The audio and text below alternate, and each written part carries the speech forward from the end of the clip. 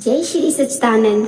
आप सभी लोगों को, सभी भक्तों को देखिए, जो परमात्मा है ना, वो बाहर नहीं है, हमारे घट के अंदर है। यानी हम जो कहते हैं ना, हमारे शरीर है, हमारा दिल है, दिल के अंदर है, ऐसा कुछ नहीं है, हमारे घट के भीतर है। हमने जो दिल में मान लिया वही चीज होती है। अब परमात्मा आप बाहर ढूंढेंगे तो आपको मिलेंगे भी नहीं। परमात्मा हमारे घट के भीतर आप ढूंढने की कोशिश कीजिए, आपको मिलेंगे भी। देखिए, मैं आप लोगों को एक कहानी सुनाती हूँ। एक दिन संत ज्ञानेश्वर महाराज सुबह सुबह नदी के तट पर टहलने के लिए निकले। उन्होंने देखा कि एक बच्चा नदी में डूब रहा है। तो उन्होंने क्या किया ना, वो बच्चा डूब रहा था तो समीप में ही, मतलब उनके आसपास ही एक सन्यासी जो था वो आंखें मूंद के बैठा हुआ था।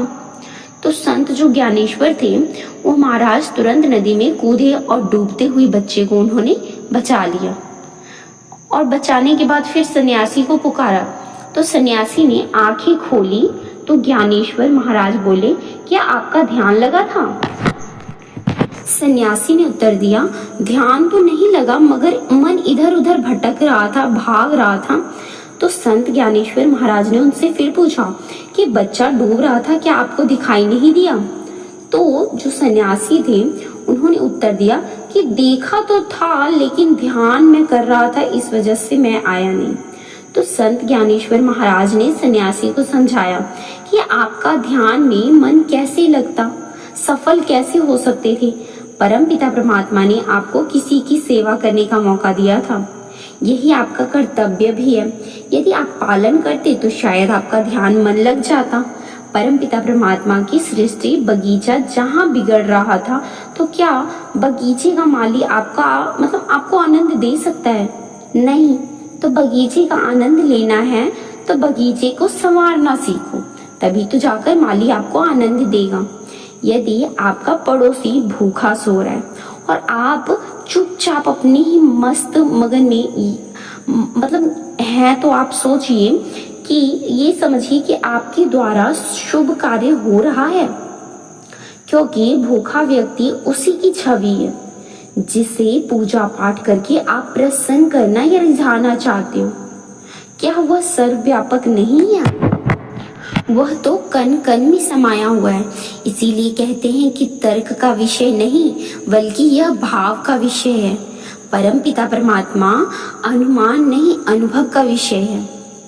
अपने स्वयं की पहचान करके तुम उसकी पहचान कर पाओगे।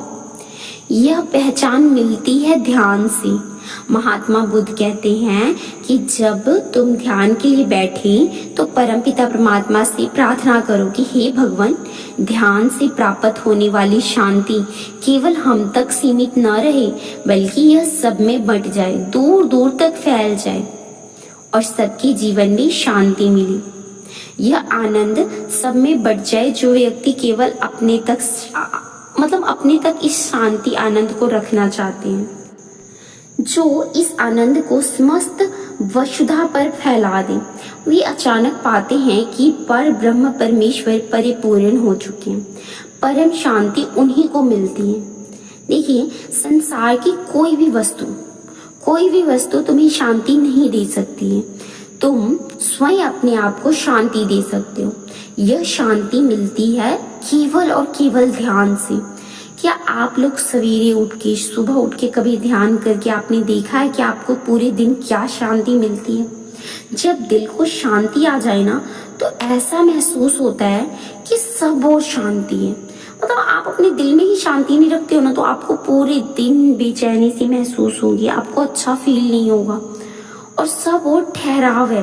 लेकिन ठहराव कब है? जब आप ध्यान लगाकर पूरे दिन आप अपने दिल में शांति ले आते हो, तो आपको सब और ठहराव, सब और आनंद ही आनंद दिखाएगा और इस आनंद की अनुभूति होती है परमपिता परमात्मा से। वह परमात्मा स्वयं ही सृष्टि के रूप में है। वह सगुण भी वही है और निर्गुण भी वही है, और निर्गुण ही सगुण हुआ। कभी राम के रूप में ही, वही कृष्ण के रूप में, और कभी वो बुद्ध के रूप में, और कभी महावीर के रूप में, तो कभी गुरु के रूप में, और कभी नानक बनकर सृष्टि का अंधकार प्रकाश में प्रणीत करने के लिए। तभी तो संतों ने कहा है कि तू ही है, जो तू ही है राम, तू ही है रहीम, तू ही करीम कृष्ण खुदा हुआ, तू वाही गुरु, तू ही भगवान, हर नाम में ही तू समा रहा। हर नाम उसी का तो रूप है। देखिए, उसी का है, हर जात पात धर्म के बंधनों से परे है, पूर्ण स्वतंत्रता आनंदमयी। और वो कहते हैं ना, प्रभु जो सबके जीवन में आनंद भर देने वाले हैं। इस परम आनंद को पाने के लिए मन को परब्रह्म परमेश्वर में लगा दो। तुम्हारे मन की जो मैल है ना, वो निकल जाए। किसी के लिए मतलब उसके लिए पहला कार्य जन जन की सेवा करो। दूसरा, जिससे आप कभी भी अहंकारी नहीं हो सकते, उल्टे मन की मैल धुलती ही रहती है।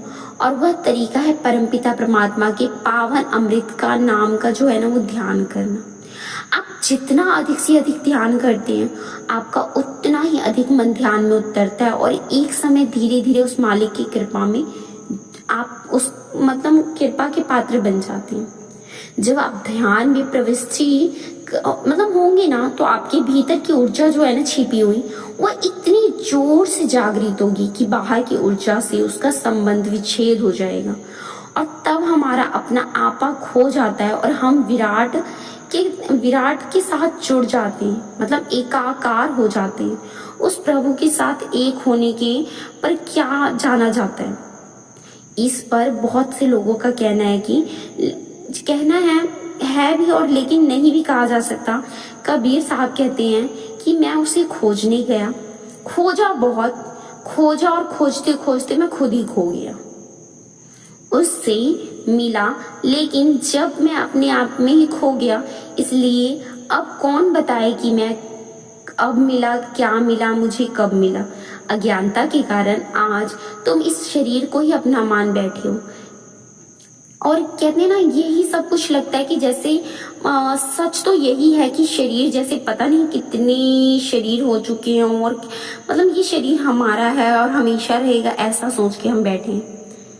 पुनरपि जैनम पुनरपि मरणम पुनरपि जननी जठरे सननम सन संयम। बार बार जन्म लेना, बार बार माँ के गर्भ में जाना, बार बार मृत्यु को प्राप्त होना, यह सिलसिला कब तक चला आ रहा है। लेकिन फिर भी व्यक्ति अपने आप से परिचित नहीं हो पाता। तमाम उम्र व्यक्ति जान नहीं पाता, जिससे वह जीवन भर खोजता रहता है। जिसे मृग नाभि कुंडल बसे मृग ढूंढे वन माही, ऐसे घट घट ब्रह्म है दुनिया जानत नाही। और जिसके बारे में हम खुद नहीं जानते। क्या आप सभी इस चीज के बारे में जानते? अगर जानते तो प्लीज आप लोग कमेंट करके बताइए। अगर वीडियो अच्छी लगी हो तो लाइक कीजिए और चैनल पर नए हैं तो सब्सक्राइब कर लीजिए। आप लोगों को सत्संग की काफी अच्छी अच्छी कहानियां मैं आप लोगों को सुनाऊंगी। और आप लोगों को अगर किसी विषय पे कहानी सुनने का मन करे तो कमेंट करके बताना जरूर। धन्यवाद। जय श्री सच्चिदानंद।